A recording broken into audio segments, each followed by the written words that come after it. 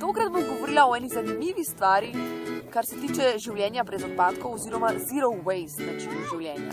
In sicer gre za to, da se želimo izogniti odpadkom, se pravi pakiranju v trgovini, ampak pridejo v trgovino tudi oreščki v tistih lambrih, se pravi, da ni plastike, da ni embalaže, da ni ovitkov.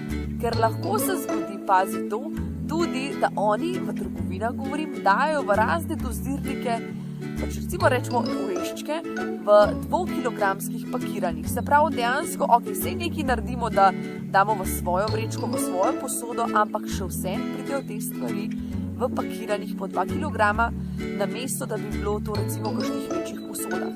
Jaz recimo to želim še bolj spremljati, se pravi, da kupujem v tistih trgovinah, kjer vidim, se pravi, se pozanimam. Jaz vprašam, v čem pa vi dobite dejansko moko, pa ajdovo kašo, take stvari, ker mi je res fascinantno, da se potrudijo določeni ponudniki, se pravi trgovine, se potrudijo, da imajo čim manj embalaže. Se pravi, recimo poznam trgovino, kjer dobijo v posodah, oni to posodo zamenjajo, dajo kmetu in spet dobijo polno posodo. Se pravi, gre v bistvu samo za menjavo praznih in polnih posod in dejansko potem dajo to v dozirnike, kar je ful fajn. Ampak v trgovinah, v kakšnih drugih, je pa tudi možno, da pakirajo v 2-kilogramske vrečke in potem samo to pretresejo v dozirnike.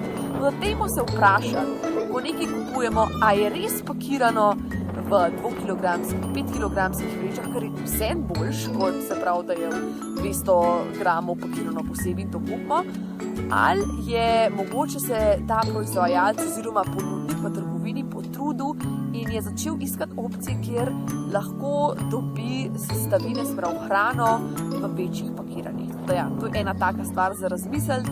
Me zelo zanimajo tvoje izkušnje, mnenja, v katerih trgovinah ste kaj zasledili, se pravi, to mi kar napiš spodaj, da bom imel malo tako napisan, kako kje dobijo v kakšnih trgovinah, na kakšen način dobijo v večjih pakiranjih, manjših pakiranjih.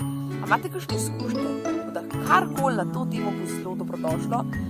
Spodaj napiš komentar, pa bomo predebatirali. Drugače bomo živeli, pa čim več bo to zelo, ker lepo. Ura je že skoraj 8 zvečer, lepo je to zelo. Živi. Čau.